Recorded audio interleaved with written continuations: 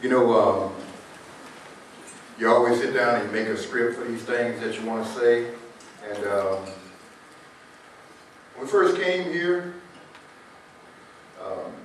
Colonel Sutton, Major Martin, and I, we all met down at the Air Force Symposium down in San Antonio. That's where we first met. And Colonel, if you still listening, sir, you know I love you. You know, you're an Eagles fan. I got over that part. I still love you. When I came to Masawa, I brought baggage. I brought baggage in my mind. I was dealing with a lot of demons from when I was in Baghdad. And Chief Paul Zidek, with the Air Force Career Field Manager, we won the 2011 Air Force Outstanding Award. They came out to visit. And he thought, he knew me before I came to Masawa and some of the issues I was having, probably with PTSD. And he just saw the change in me. And I'm going to tell you, the change in me was because of my wife, who's not here today because she's very sick, because of Colonel Sutton, the things that he did, and because of Major Martin, the things that he did for me, actually, because of all the things that the men and women in the Security Forces Squadron did for me. You know, I went through some tough times. I've seen a lot of bad things over there. I've seen people get killed, and it made me a very angry person. And but Masawa and Japan, my host nation friends, you know, you guys mellowed me out, and you made me normal again. You know, Mr. Austin sit here and say that I was a mentor to him. I'm going to tell you something. Mr. Austin was a mentor to me. Because I can go and I can be just having a rough time, and it seems like majestic words just come out of that man's mouth.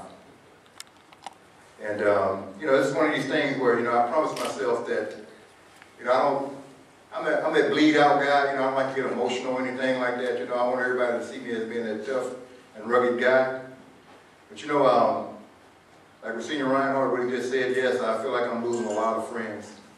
And it was so easy here at Masawa because, you know, I got 4 senior master sergeants here that can run that unit. Hey, it was a piece of cake for me. They took care of everything else. All I had to do was put it down on paper. And don't let Major Martin or Colonel Sutton fool you. These guys are the best commanders I've had in the Air Force. And I truly mean that from the bottom of my heart. It's like when Colonel Sutton left, you know me like, oh man, who's going to be the next commander coming in here? When Major Martin got picked up, I had a big sigh of relief. I said, hey, we're going to keep right on rocking and rolling just the way we did, sir. And, you know, I knew you when you was an airman. I'm glad, you know, I just kind of pick on you other than this hill, but you didn't hold it against me later on. But I just want to thank you guys for that and to, you know, making me into, kind of helping me to get over some things that I needed to get over. And, you know, so I actually got over that. You know, I sit back today and I say 30 years of service, wow, and I say, wow. Okay, but first I need to thank the Lord Jesus, my beautiful wife, Jenny, and my daughter, Staff Sergeant Gammage. She would like me to call her Boo-Boo, but that's what I normally call her. Without these 3 people in my lives, I'd never be able to achieve the things that I've achieved today in the Air Force. And my wife is currently a tripler. She has to get this medical treatment done, or it might be like 7 months before we can do it, you know, stateside. And today, it saddens me that she's not here because this is just as much hers, you know, as it is mine. And the video that she gave to me really touched me because I love her. And, you know, I would not give these 30 years to my wife. I just want her to get better. That's what I want. Because, you know, I want to live another 50 years with her, and hey, I want to be 100 years old and we just be old grumpy and crusty just going at it. And, but first, baby, I got to get you well. Because I know what you've been going through for the last 2 years with the sickness that you've been going through.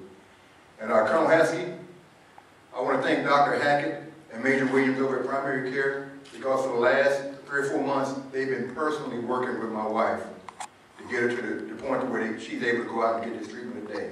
Could you please thank them for me? Because they've been personally working with her. And And I can't lose her. I got to keep her in my life. And I want to thank you for that. Well, you know, before I speak a little bit more about my wife and daughter, I'm going to talk a little bit about myself.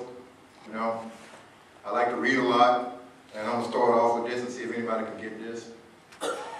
2 years ago, a young man of 17 years in the basic military trainings. For those of you who may not know what a score is, that's 7 years. So hence, 4 times 7 is 28, plus 2 equals 30 years. Everybody tracking on that one? You know, I lived Air Force history. That's the one beautiful thing about this, is that a lot of things that you talk about now, I actually lived at. And to Major Martin, went through my old APRs, you know, I didn't realize a lot of things that I had actually did, because it was a busy time.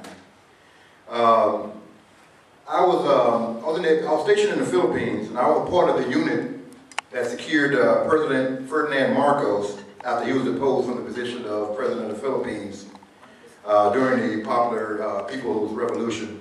You probably remember President Ronald Reagan said, "Come on home, Freddie, it's time to come on home." As A1C Gammage, I stood ready to deploy to Burma. Everybody knows Burma doesn't exist anymore. It's now called Myanmar. And I was able to see Gammage with my bags packed, ready to go and secure an airport to evacuate, you know, American citizens out of there when they was having issues back in the 1980s.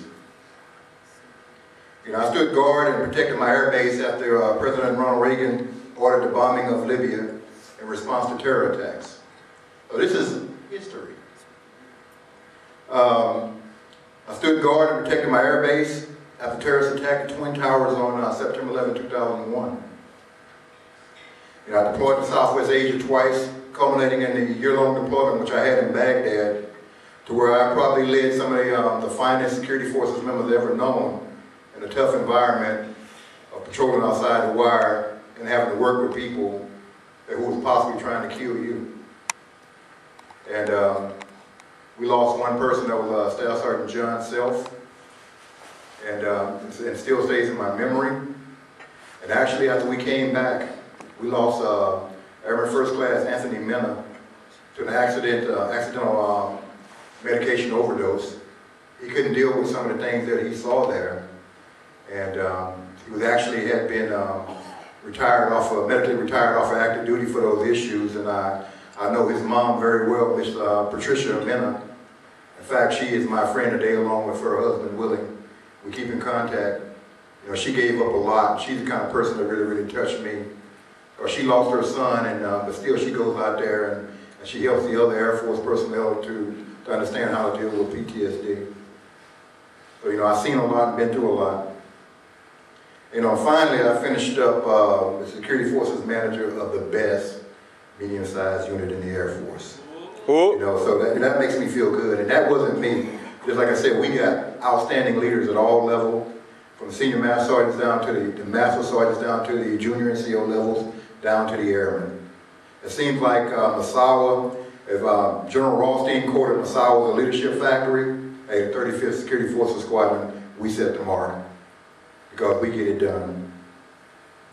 So men and women of the Security Forces Squadron, I want to thank you for a memorable assignment. I want to thank you for a nice retirement ceremony. And I want you all you guys to know, I'm getting more liberal on Facebook, so if you want to befriend me, go ahead and do that. I couldn't do that before as a chief, but hey, I might be retired, but I still know the Air Force system, and I'm still there to help, to mentor people, to get them to keep going forward in their careers. Now, before I go, I wrote a few things about my wife and daughter I'd like to share with you. The first one, I wrote some statements about why I love my wife and why I love my daughter, and then the promises that I have to both of these ladies who have really, really impacted my life. First, start off with my wife. Honey, this is for you. Why I love my wife. I love my wife because no matter how wrong I am, she's always afforded me the opportunity to save face with my dignity intact. I love my wife because she would cheer for the Dallas Cowboys, even though I know she hates them. She's a San Francisco 49er fan. I love my wife because even after working a full-time